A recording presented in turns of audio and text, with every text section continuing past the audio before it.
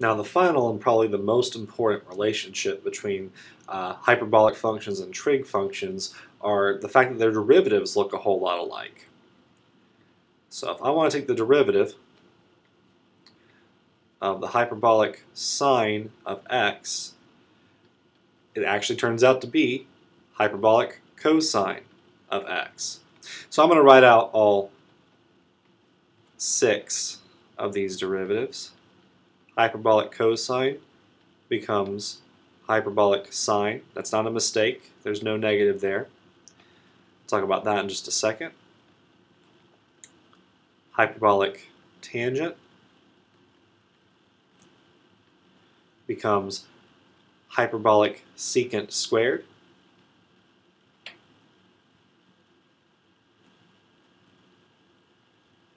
Hyperbolic cotangent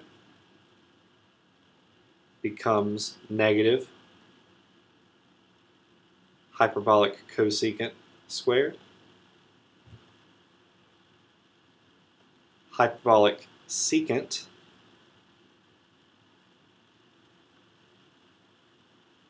becomes negative hyperbolic secant hyperbolic tangent. And then finally, scoot this over a bit, finally, hyperbolic cosecant becomes negative hyperbolic cosecant hyperbolic cotangent. Now, this is exactly the same as the trig versions, except for 2 small changes. There would be a negative here, and this would have stayed positive. And then if you drop all the h's, that's exactly the trig versions. However, those negatives are not there in the hyperbolic versions. Cosine becomes positive sine, and secant becomes negative secant times tangent, hyperbolic versions, of course. So it's important to keep those 2 differences in mind, but otherwise it behaves almost exactly the same. Let's prove this for one of them. I'll prove that the derivative of hyperbolic cosine, this is something that's good to be able to do. The derivative, I'll write out the whole problem. So the problem would say, I might ask you to prove that the derivative of the hyperbolic cosine, cosh, x, is positive hyperbolic sine of x.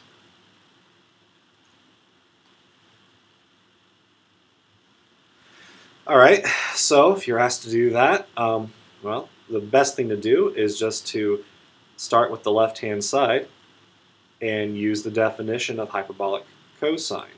Hyperbolic cosine is e to the x plus e to the negative x, all divided by 2. And don't overthink this. You could use the quotient rule here, but you'd be overthinking it because that over 2 is a constant multiple. We can just bring it out of the derivative and just take the derivative of e to the x plus e to the negative x. Alright, now if I'm going to do that, then what am I going to end up with? Well, e to the x is the exponential function, and we proved earlier that it is its own derivative. E to the negative x will also be its own derivative, except that because of the chain rule, we got to multiply by the derivative of negative x is negative 1. And again, why is that? That is because instead of just a plain old x, I had a negative x. So e to the x is its own derivative, e to the negative x is its own derivative, multiplied by the derivative of negative x. And then it's just a matter of regrouping. I can put everything back over that fraction 2, e to the x minus e to the negative x, all divided by 2. That's the definition of hyperbolic sine of x. And that finishes the proof. So I'll write a little box there to say that I have finished my proof. All right. Cosine hyperbolic derivative is sine hyperbolic. Okay, let's do a little bit more complicated one. Another example problem. We'll prove that the derivative of cotangent, hyperbolic version of cotangent, is the negative cosecant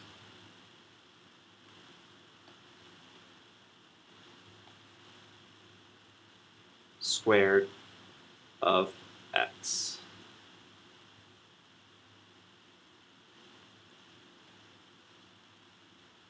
All right, so let's start with the left-hand side again, and we'll start by applying just the definition. Cotangent hyperbolic of x. We'll convert that into exponentials. Actually, let's not do that. You could convert this into exponentials, but you'd actually be giving yourself more work to do than is necessary. Let's just write this in terms of hyperbolic cosine and hyperbolic sine. So you can do it with e to the x, but actually it's much easier just to use the fact that we can use the quotient rule here directly. So I'm going to square the bottom, hyperbolic sine of x all squared, and then we'll do the low d high, high d low. So low derivative of the top, the derivative of hyperbolic cosine is hyperbolic sine.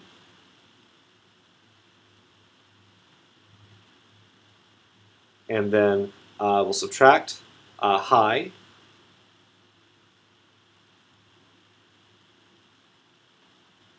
So the derivative of the bottom, sine becomes cosine. The same with hyperbolic versions.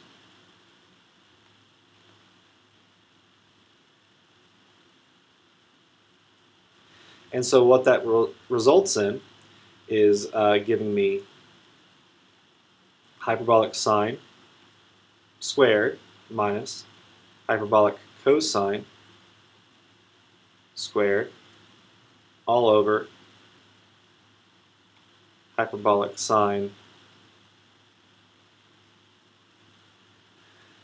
Okay, that looks almost like what we're looking for.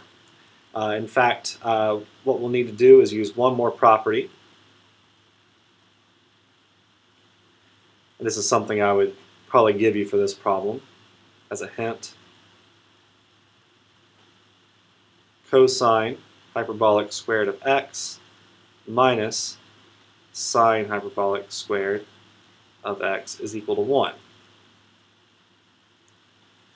So that's very similar, of course, to the Pythagorean identity. Sine squared plus cosine squared is 1.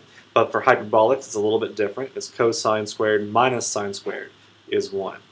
Now, that's not quite what we have here, but we can make that happen. We can stick a negative up here.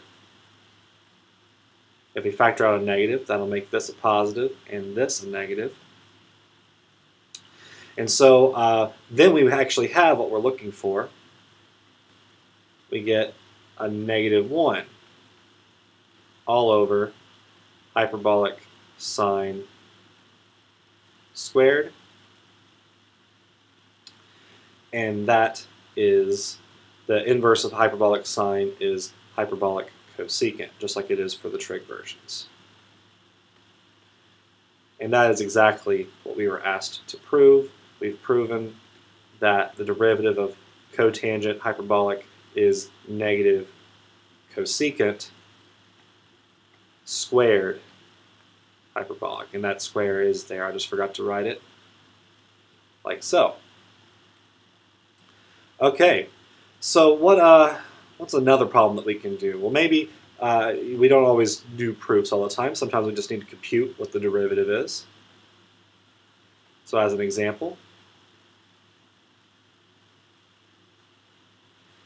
maybe you're just asked to compute the derivative with respect to x of sine hyperbolic of 2x plus cotangent hyperbolic of x squared.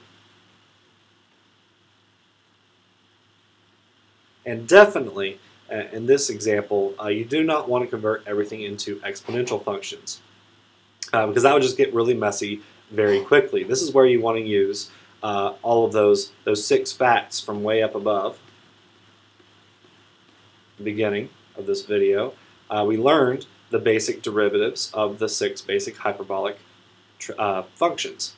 So instead of using e to the x and negative e to the x and e to the negative x and all that good stuff, what I will do instead is just apply the chain rule. So the derivative of hyperbolic sine is hyperbolic cosine. So hyperbolic sine. And we'll just rewrite the 2x and bring it down. But because of the chain rule, we know we have to multiply by the derivative of that 2x. So the 2x comes down, but you always have to multiply by the derivative of the inside.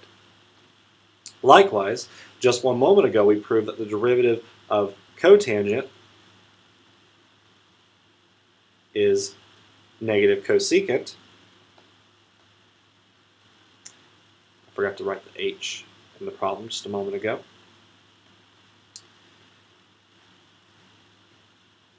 So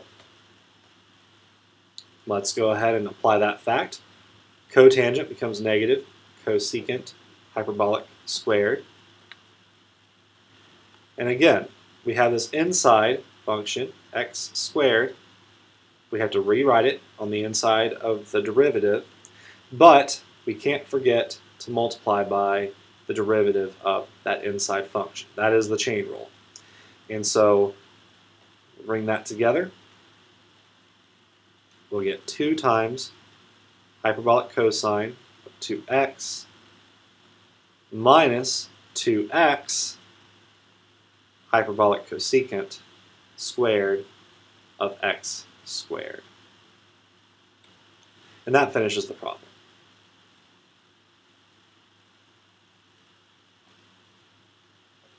Now, the last thing that we're going to be able to do is, of course, go the other direction. So I'm going to just take those 6 facts that we learned up above and reverse them. So we know that the integral of hyperbolic sine, now if this is trig, it would be negative cosine, but for hyperbolic, it's positive hyperbolic cosine. Can't forget the plus c. Integral of hyperbolic cosine is hyperbolic sine plus c.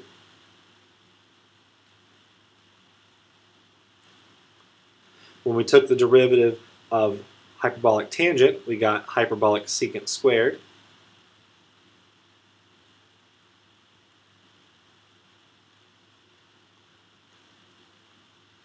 And that goes the other way.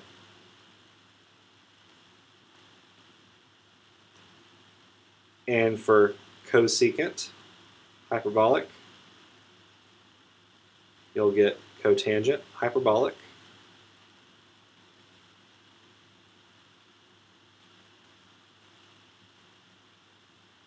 Finally, we had secant times tangent.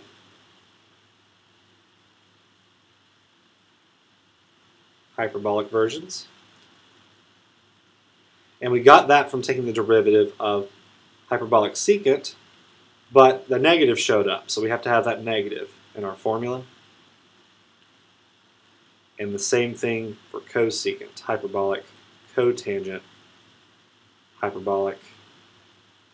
We'll end up with a negative cosecant hyperbolic. And we cannot forget the plus c. So finally, let's do an example where we take an integral. I don't need to prove any of those. There's just directly reversing the order of the derivative formulas. But now we can take certain integrals. We can find the integral of 4 cosecant hyperbolic squared of x minus 3 sine hyperbolic of x with respect to x. So all that's involved here is using the constant multiple rule. I can bring down that 4. And just a moment ago, cosecant hyperbolic x, here it is right here, square root of x. So that's going to turn to a cotangent hyperbolic of x. So I'll write that down here.